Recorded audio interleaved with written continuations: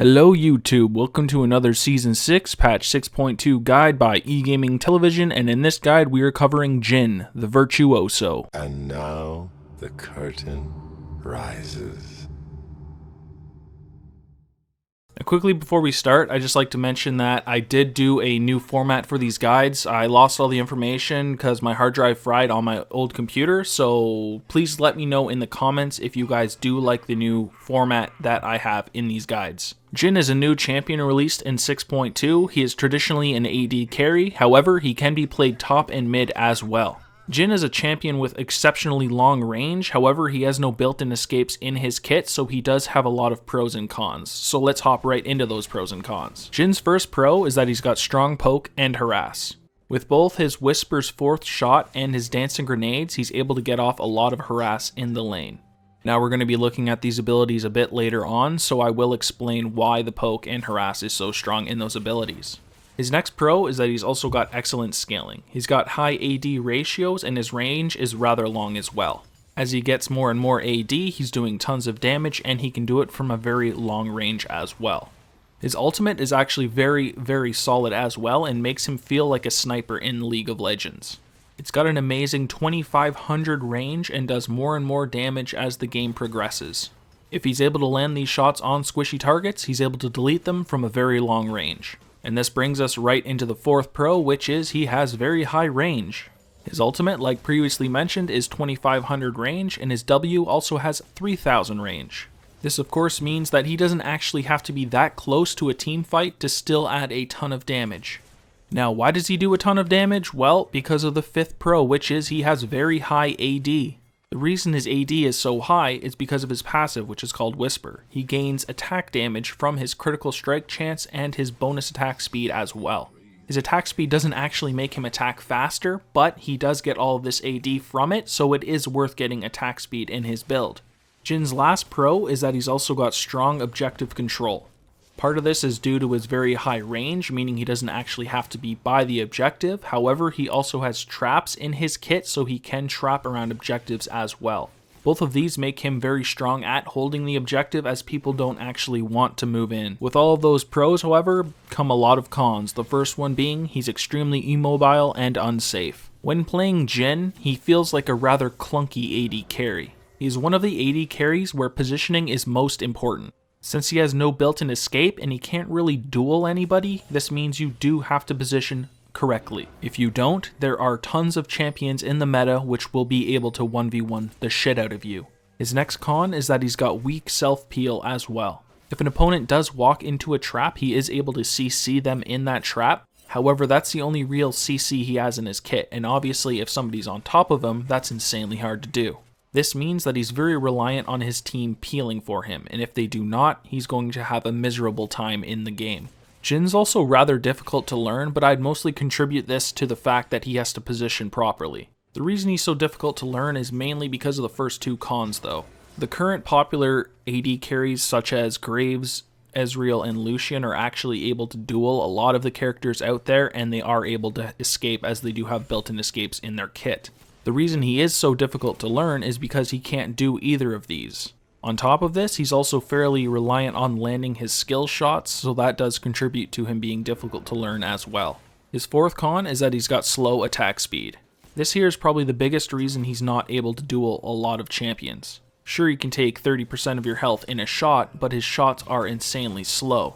In a quick duel, he may also not get to his fourth Whisper shot, which does do a ton of damage, which is why he would lose the duel. Another con he has is he's also got a mediocre lane phase. And this is actually kind of combined with the last con, which is he can be bullied by most AD carries. I definitely say most of the AD carries are able to outduel Jhin in the lane phase. Another issue that goes with that as well is that if the enemy support does get on top of you, you're not able to really get out. You're not super weak in the lane phase, however, but you do have to rely a lot on your support. For Jhin's Masteries, we go 12 Ferocity and 18 Cunning. In Ferocity, we start by taking Sorcery, so we get 2% increased ability damage. We then follow it up with Feast, so we get 20 health whenever we kill a minion on a 25-second cooldown, just for a little extra lane sustain. To get a bit more lane sustain, we then take Vampirism for 2% lifesteal and Spell Vamp.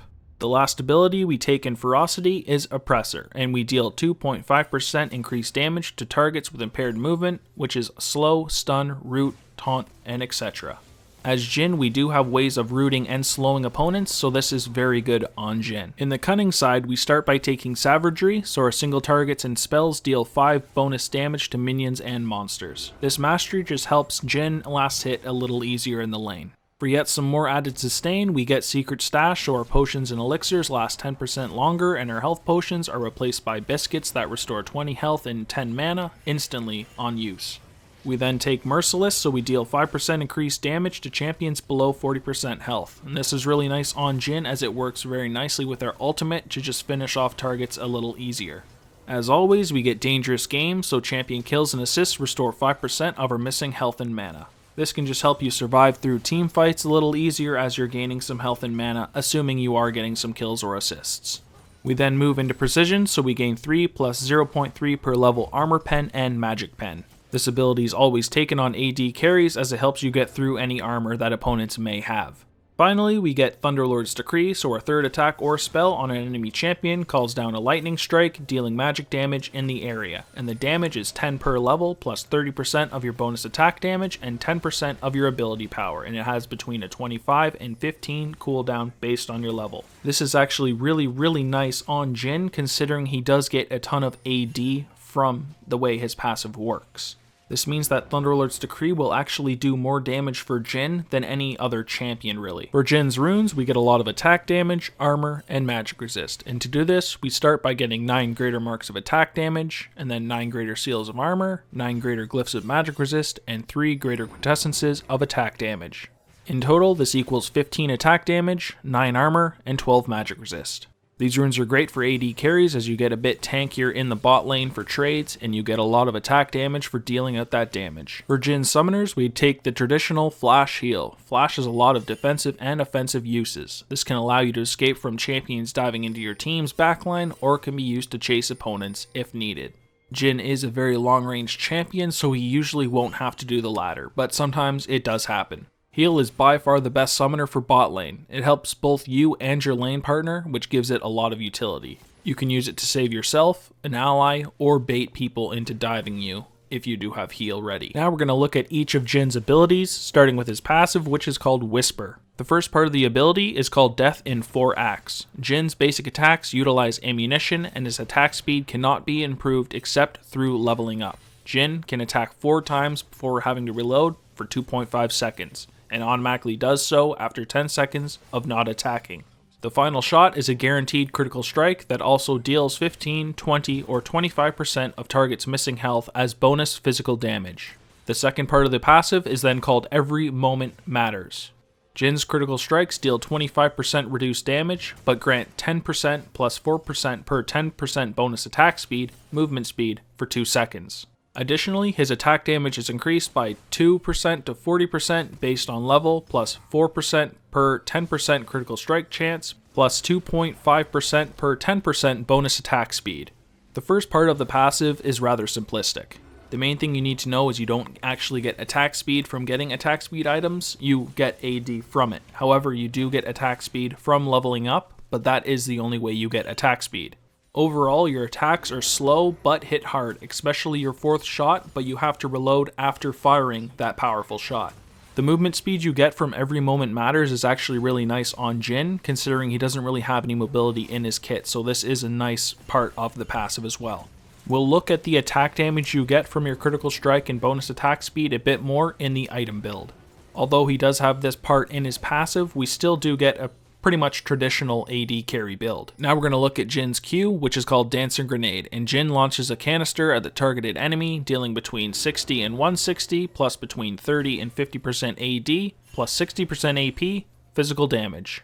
Dancing Grenade can then bounce up to 3 additional units. The cooldown is between 7 and 5 seconds, and the mana cost is between 30 and 50 mana. Each unit killed causes a subsequent bounce to deal 35% increased damage to deal up to between 147.62 to 393.66, plus between 73 and 123% AD, plus 147% AP physical damage if it kills on the first 3 bounces. Now, this is rather simple as it's kind of like bouncing blades from Katarina. If you do manage to kill 3 things with this and hit the champion with your 4th bounce, it will actually do a ton of damage as it does show. This is Jhin's wave clear and trading ability. You are able to prep minions so the bounces will kill them, but people will be aware of this however and probably won't take the 4th bounce, so it is rather rare that you will get this shitload of damage off. If you get it off however, damn this hits hard. We do max this ability first for its wave clear, reliable poke, and the fact that the AD ratio increases based on your level, unlike his other abilities. Now we look at his W, which is called Deadly Flourish. So for the passive part, enemy champions that have been struck by Jhin's basic attacks or any allied damage or are inside a captive audience trap are Deadly Flourish marked for 4 seconds. For the active, after a delay, Jhin fires a laser in the target direction, dealing 50 to 190 plus 70% AD physical damage to the first champion that it hits, and 65% of that damage to non-champions along the way. The cooldown is 14 seconds, and the mana cost is between 50 and 90. Champions that are marked by the passive of Deadly Flourish are rooted for between 0.75 and 1.75 seconds, and Jhin gains Whisper's Every Moment Matters movement speed. The first thing to note is it's got the longest range of any basic ability in the game. 3000 range is very long if you do think that TF's Destiny is 5500 range. This can also be used to create picks or lock people into your 3rd ability, which is called Captive Audience, and we'll look at in a second.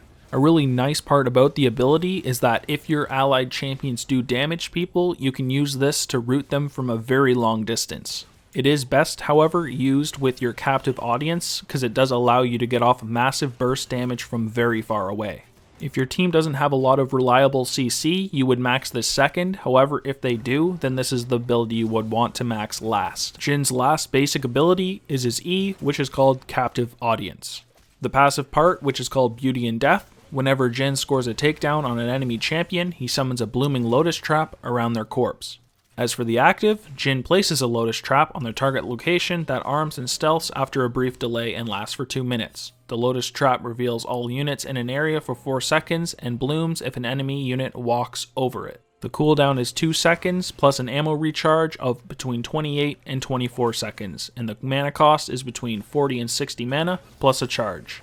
Blooming Lotus Traps slow all enemy units inside for 2 seconds by 35% and mark them with Deadly Flourish, after which they explode, dealing between 20 and 260 plus 120% AD and 100% AP magic damage to nearby enemy units. Non-champions and champions recently damaged by one take only 13 to 169 plus 78% AD and 65% AP damage. This ability lets Jhin lock down a location and give him some incredible burst. You can also place down as many traps as you want, but they do only last 2 minutes. You should be using this in the river and the bushes so you are somewhat safe from ganks. When you're going for objectives like Dragon or Baron, or perhaps even a tower, you can place these all around so you cannot be flanked, or if there is an engage from the front, they can have a high chance of getting trapped. This ability does do a shitload of damage as the ratios are high, however it can sometimes be hard to get people into these traps. It's not always reliable damage, however when you do get these off, it's massive. Last is Jhin's ultimate, which is called Curtain Call. For the first cast, Jhin channels for 10 seconds and fully assembles his weapon before taking aim in the target direction, revealing all Deadly Flourish marked units in a huge area and gaining the ability to reactivate Curtain's Call up to 4 times. If cancelled early, Curtain's Call's cooldown is reduced by 10% per unused shot. Second cast, Jhin fires a round in the target direction that stops on the first enemy champion hit, dealing between 50 and 200 plus 25% AD to 150 to 600 plus 75% AD physical damage to all units hit and slowing them by 80% for 0.75 seconds. The cooldown is between 120 seconds and 90 seconds, and the mana cost is 100. Curtain Call's damage is increased by 2% for every 1% of the target's missing health, and the final shot critically strikes for 200% damage. This is unaffected by the reduction of Whisper, and can be affected by Infinity Edge and crit damage runes. This ability is what gives Jhin the first true sniper feeling in League of Legends. There are also 2 ways to use this. The first is before a fight starts. You can slow targets, allowing your team to engage and chip the enemy team's health bars to create an unfair fight. The second, of course, is by using it for the increased damage when enemy targets are low to execute people as they try to run away from your team. This ability, like all other ultimates, is taken whenever we can, so meaning 6, 11, and 16. So for our ability leveling order, we take Curtain Call whenever we can, meaning 6, 11, and 16. The first basic priority is Dancing Grenade, which is our Q. We take it at 1, 3, 5, 7, and 9. If you do not have a lot of CC in your team, then you'll want to take W next, so you take it at 2, 8, 10, 12, and 13, and finally would be Captive Audience, which you take at 4, 14, 15, 17, and 18. For Jhin's item build, we start with a Doran's Blade and a Health Potion. We then grab our first item and boots, which would be an Infinity Edge and Swiftness boots. You could get the Ionian boots if you wanted some cooldown reduction, and you could get the Essence Reaver before the Infinity Edge, but I do like the Infinity Edge earlier as the crits are very nice on Jhin. We then choose a crit or attack speed item. Some suggestions would be a Rapid Fire Cannon, a Runans, a Phantom Dancer, or a Static Shiv. I usually find myself getting the Rapid Fire Cannon, however Runans is rather nice on him as it can help with some AoE damage as his attack speed is not that fast.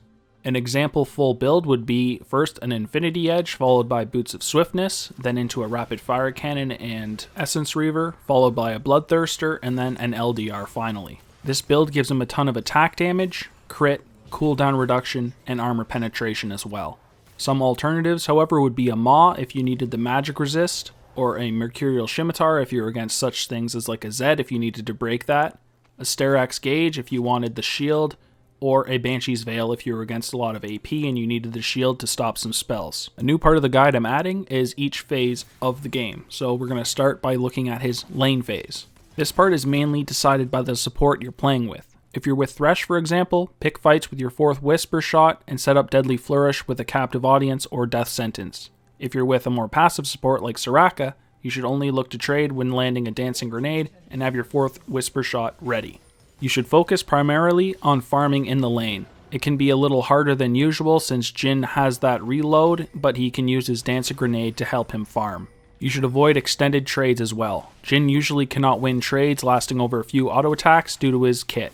Hit and run unless you know for sure that you can kill your target. To be a little safer in the lane, you should use Captive Audience around lane entrances and bushes as they act somewhat like mini wards. Since you are a very immobile champion, this can be what saves you from dying from ganks in the lane. Mid-game usually starts after people have picked up their first few items and towers have started dropping. Jhin is a champion who will want to group with his team rather than split push. He's very vulnerable to assassins as well as duelists and fighters. Look for objectives around the map and try to start big team fights, as this is where you shine. Jhin does have a lot of trouble, however, bringing down towers due to his low attack speed, but he is still great at sieging.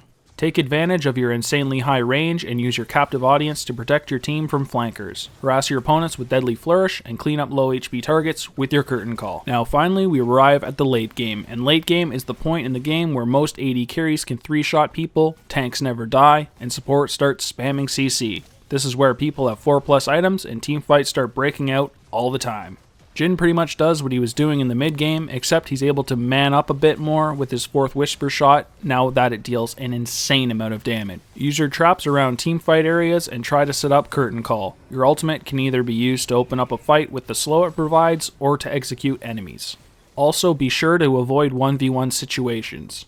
Sure, you can take 50% of someone's health with one auto attack, but you can't auto often. Champions like Vayne or Lucian can easily destroy you if you're not around your team.